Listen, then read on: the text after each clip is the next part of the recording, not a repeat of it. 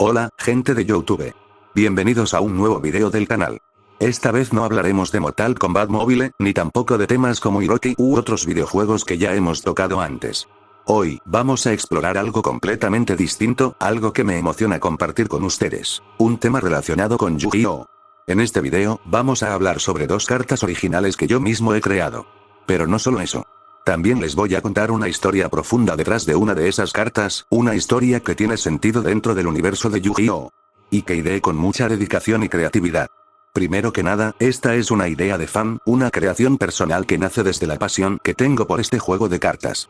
Y como siempre, depende de ustedes si algún día puede llegar a tener alguna repercusión, o incluso volverse realidad. Si sos nuevo en el canal, te invito a suscribirte, activar la campanita y darle like a este video. De paso, podéis revisar mis otros contenidos para conocer el tipo de ideas que suelo compartir y cómo desarrollo cada tema. Les explico un poco. A veces tardo en subir vídeos porque estoy ocupado programando o perfeccionando mis ideas. Pero cada contenido que subo está hecho con esfuerzo y mucha dedicación.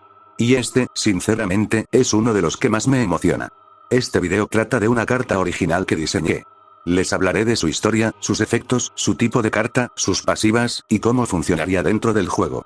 Crear esta carta no fue tan difícil al inicio, porque tomé algunas mecánicas ya existentes en el universo de Yu-Gi-Oh! Y las combiné con ideas propias que me fueron surgiendo de forma natural.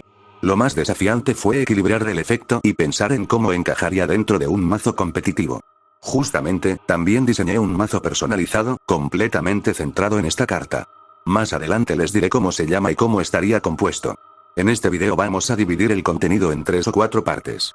La primera y la segunda serán para explicar ambas cartas, una carta monstruo y una carta mágica de campo. Las partes 3 y 4 serán para contar sus historias y los efectos que tendrían dentro de una partida. Todo esto será explicado con profundidad, con muchos detalles para que lo puedan visualizar bien. Si les gusta esta propuesta, los invito a dejar un comentario, compartir el video y apoyar el canal. Suscribirse es totalmente gratis, y ayuda un montón. No importa si llegaron aquí buscando contenido de Mortal Kombat u otros temas, lo importante para mí es compartir ideas creativas, que sirvan para inspirar tanto a jugadores como a desarrolladores. Esa es mi intención, que lo que yo creo con dedicación pueda llegar a tener impacto en los juegos que tanto disfrutamos. Porque, como muchos ya saben, soy alguien muy creativo, y a veces suelo publicar este tipo de vídeos con ideas que podrían ser implementadas si llegan a las manos correctas. A los desarrolladores de juegos, o incluso a la comunidad de Yu-Gi-Oh! Me encantaría que puedan ver esto como una fuente de inspiración. O incluso como una posibilidad real dentro de un juego como Yu-Gi-Oh! Master Duel. Y sí, ya estoy trabajando en el desarrollo completo del mazo. Aunque suene complicado, no es imposible. Sabemos que en juegos como Master Duel, muchas veces solo necesitas incluir 3 cartas clave para iniciar una estrategia sólida. Yo pensé un mazo que contaría con aproximadamente 11 a 15 cartas estándar, más unas 6 cartas creadas especialmente para esta mecánica que estoy proponiendo. Es un mazo fuerte, agresivo y con efectos complejos, pero diseñados para mantener el equilibrio en el juego competitivo. Es cierto, diseñarlo bien lleva tiempo. Pero todo está hecho con dedicación, prueba y error. No se trata de hacer algo roto, sino coherente y jugable. Así que ahora, sin más vueltas, pasemos directamente a analizar las cartas, una por una. Primero vamos con la carta monstruo, después con la carta mágica de campo, y luego entraremos en el desarrollo completo de su historia, su simbolismo y cómo se conectan entre sí. Gracias por estar acá, por apoyar el canal, y por dejar volar la imaginación conmigo. Sin más que decir, empecemos. Bueno, comencemos con el primer punto. Tal como están viendo en pantalla, sé que la imagen del monstruo representado en la carta no es la más impactante o llamativa a primera vista. Pero aún así, es funcional y transmite el concepto base que imaginé al diseñarla. Lo importante aquí no es solo el arte, sino la mecánica, el trasfondo y el potencial que tiene esta carta dentro del mazo que estoy creando. El nombre de la carta es Dragón Pesadilla. Es un monstruo de tipo dragón y atributo oscuridad. Posee 1000 puntos de ataque y 2500 puntos de defensa. Como pueden notar, en términos de poder ofensivo, no parece ser demasiado fuerte al inicio. Pero ese es solo el punto de partida. Donde realmente comienza a brillar esta carta es cuando entra en juego su efecto especial de invocación. Cuando Dragón Pesadilla es invocado, ya sea de forma normal mediante 2 sacrificios de monstruos o por invocación especial, se activa su primer efecto. Este efecto otorga un bono de 1000 puntos de ataque y defensa por cada monstruo de tipo Caballero Pesadilla que tengas en el campo o en el cementerio. Esto convierte a Dragón Pesadilla en una auténtica amenaza, escalando en poder según el estado del vuelo. Por ejemplo, si logras tener 3 caballeros pesadilla entre el campo y el cementerio, que es el máximo permitido por carta repetida en el mazo según las reglas estándar de Yu-Gi-Oh! Master Duel, el dragón pesadilla ganaría automáticamente 3000 puntos adicionales, llegando a 4000 de ataque y 5500 de defensa. Y eso, en combinación con sus otros efectos, lo vuelve un monstruo extremadamente peligroso si no es contenido a tiempo. Ahora pasemos a su segundo efecto. Dragón pesadilla no puede ser destruido por cartas mágicas ni trampas. De hecho, si un oponente intenta activarlas contra él con la intención de destruirlo, el efecto se anula automáticamente y la carta es destruida en su lugar. Este tipo de inmunidad le da un nivel de protección similar al de los antiguos dioses egipcios, como Obelisco el Atormentador, Slifer el Dragón del Cielo o el Dragón Alado de Ra. Y su tercer efecto es donde realmente se vuelve estratégico. Dragón pesadilla puede reducir su ataque total a la mitad, una sola vez cada 3 turnos, para poder atacar directamente al oponente, sin importar cuántos monstruos haya en el campo rival. Este efecto se puede activar solo una vez cada 3 turnos, lo cual mantiene el equilibrio y evita abusos. Por ejemplo, si su ataque ha subido a 6000 gracias a su pasiva, al usar este efecto bajaría a 3000, y con esos 3000 podría atacar directamente al jugador enemigo, saltándose toda defensa. Esta mecánica lo convierte en una carta que no solo tiene defensa y resistencia, sino también capacidad ofensiva letal si se juega bien y con paciencia. Porque, claro, tiene un coste: reducir el ataque, esperar turnos para volver a usar el efecto, y requiere preparación previa con los caballeros pesadilla. Pero justamente eso es lo que hace que tenga equilibrio.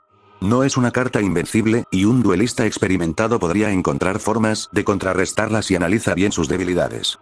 Hablando de los caballeros pesadilla, más adelante en este mismo video les hablaré en detalle sobre quiénes son, cómo funcionan sus efectos individuales y cómo complementan al dragón pesadilla dentro del mazo. Pero por ahora, vamos a centrarnos en la segunda carta clave de este conjunto. Pasemos entonces a hablar de la carta de campo. Esta carta está directamente conectada al concepto del mazo tipo pesadilla, que diseñé de forma original. Y tengo que decirlo desde ya, esta carta debe ser limitada en competiciones oficiales, porque tiene un potencial muy elevado, que podría romper ciertos equilibrios si se permite en mazos múltiples o sin control. ¿Y por qué digo que debe ser limitada? Porque, aunque favorece mucho al estilo de juego que planteo con este mazo, también otorga ventajas demasiado amplias que podrían generar partidas desbalanceadas. Es por eso que, dentro de mi propuesta, esta carta de campo debe permitirse solo una copia por mazo. La carta, bien, pasemos ahora a la segunda parte, que es la carta de campo. Como mencioné anteriormente, esta carta solo merece una copia por mazo, y con justa razón. No es que sea absurda por ser invencible, sino que, por el tipo de ventajas que ofrece específicamente para el mazo pesadilla, su presencia múltiple rompería el equilibrio de juego. Es poderosa, sin duda, y tiene un impacto directo en cómo se estructura la estrategia alrededor del dragón pesadilla y los caballeros pesadilla. Como pueden ver ahora mismo en pantalla, la imagen de la carta es verdaderamente impactante. El arte que diseñé para ella tiene un significado profundo y trágico, muy conectado con el lore que estoy desarrollando. La carta no solo está visualmente cargada de atmósfera, sino que también representa un punto clave en la historia que une al dragón pesadilla con todo el mazo pesadilla. Por eso, en la tercera y cuarta parte de este video, les contaré con detalle el pasado detrás de estas cartas, y cómo se entrelazan entre sí. Pero eso será más adelante. Volviendo al tema, el nombre de la carta es Pirámide de las Pesadillas. Esta carta de tipo campo tiene una serie de efectos que la convierten en una de las piezas más estratégicas y peligrosas del mazo. Les explico por qué. Primer efecto: todos los monstruos de tipo pesadilla, incluyendo al dragón pesadilla y los caballeros pesadilla, reciben un bono de 500 puntos de ataque y defensa. Esto por sí solo ya le da solidez al mazo desde el comienzo del duelo, pero es apenas la base de su potencial. Segundo efecto: si tenéis monstruos de tipo pesadilla en el cementerio, podéis revivirlos directamente al campo, siempre que sean de nivel 4 a 6. Es decir, monstruos de rango medio. Pero además, si tenéis al dragón pesadilla en el cementerio, podéis invocarlo directamente al campo sin ningún sacrificio, lo cual es una ventaja brutal. Por eso digo que esta carta puede volverse absurda. Imagínate que el dragón fue destruido, y vos simplemente lo traes de vuelta con una sola carta de campo, sin pagar coste. Y no solo eso, además te permite revivir 2 o 3 monstruos más de apoyo. Con un solo movimiento, reconstruís un campo entero. Tercer efecto. Este es, sin duda, el efecto más extremo. Todos los monstruos de tipo pesadilla no pueden ser destruidos en batalla, a menos que el oponente tenga un monstruo que supere los 3000 puntos de ataque. Esto significa que, si tu rival no cuenta con un monstruo realmente poderoso, simplemente no podrá eliminar tus cartas en combate. Y si encima combinas esto con el bono de ataque y defensa anterior, tus monstruos se vuelven murallas casi imposibles de derribar. Con todo esto, queda claro que Pirámide de las Pesadillas es una carta de campo feroz. No solo fortalece tu ofensiva, sino que también crea una defensa sólida y prácticamente inexpugnable. Imagina esta situación. Empezás el duelo y robas esta carta en tu primer turno. Desde ese momento, cada turno posterior te ofrece oportunidades para revivir, proteger y aumentar el poder de tus monstruos. Si ya tenés el dragón pesadilla en el cementerio, podés traerlo directamente al campo sin costo, y en apenas unos turnos ya tendrías un campo completamente dominado. Como dije, es absurda. Pero absurda con propósito. Ahora, si les gusta esta carta y el diseño que están viendo ahora mismo en pantalla, déjenlo en los comentarios. Me interesa saber qué opinan. Y también, si creen que esta carta merece estar en algún juego oficial, como Yu-Gi-Oh! Master Duel, no duden en decirlo. Porque, sinceramente, esta carta podría tener un lugar muy especial en un mazo temático bien construido.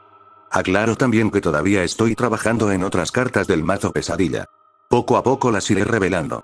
En total, planeo crear entre 3 o 4 cartas adicionales para este arquetipo. Si me preguntan por qué tan pocas, es porque estoy buscando calidad, no cantidad. Podría inventar decenas de cartas sin problema, pero quiero que cada una tenga sentido, historia y mecánica equilibrada. Además, recordemos que en Yu-Gi-Oh! Master Duel, solo se permiten 3 copias por carta, y un mazo completo contiene hasta 60 cartas como máximo.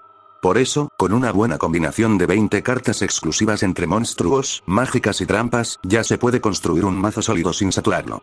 Así que si este video recibe más de 1000 likes, con gusto haré una segunda parte mostrando las siguientes cartas del mazo pesadilla, explicando sus efectos y el porqué de su diseño. Igual, lo haré eventualmente, pero si veo apoyo, lo haré con más motivación y antes de lo previsto.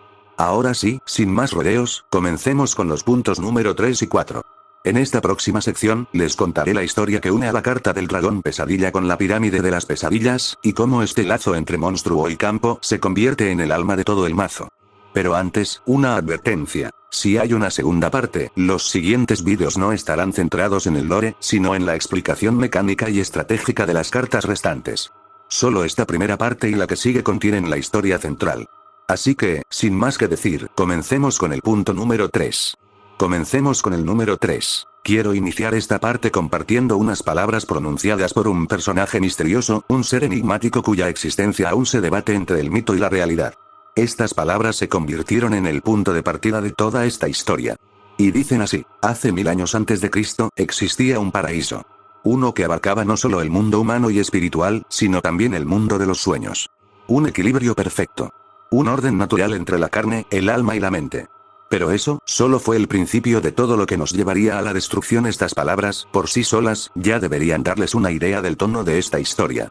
Se podría decir que 1000 años antes de Cristo, existía una dimensión desconocida, un plano más allá de los espíritus y los humanos. Este lugar era el mundo de los sueños, pero no como lo conocemos hoy. No era un espacio caótico ni ilusorio, sino un reino estructurado, tangible, con sus propias leyes y habitantes conscientes. Sé que puede sonar absurdo. Incluso gracioso. Pero tiene sentido si lo piensan detenidamente. En ese mundo existían también espíritus, pero eran diferentes. Eran conscientes, antiguos y sabios.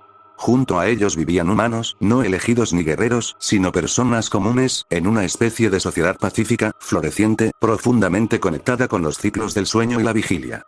Era, en términos simples, una civilización que existía entre la realidad y la imaginación, una civilización que solo podía mantenerse en equilibrio mientras los 3 mundos, el físico, el espiritual y el onírico, estuvieran alineados.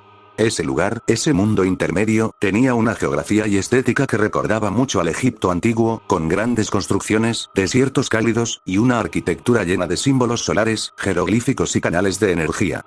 Y en el centro de esa civilización, se alzaba una pirámide, la misma pirámide que ahora ven en la carta Pirámide de las Pesadillas. En ese entonces, la pirámide no era oscura ni siniestra. Era dorada, imponente, sagrada. Sus muros brillaban con la luz del amanecer, y era considerada el corazón del equilibrio, el nexo entre los 3 mundos. Sin embargo, todo cambió. No por una guerra, ni por el paso del tiempo. Cambió por algo inesperado. Un accidente. Un solo error. Una acción sin intención maligna desencadenó una serie de consecuencias catastróficas. Un ritual prohibido. Una conexión forzada con las profundidades del subconsciente colectivo. Alguien, sin saberlo, abrió una grieta. Y por esa grieta, comenzó a fluir una energía oscura, densa, que corrompió la esencia del lugar.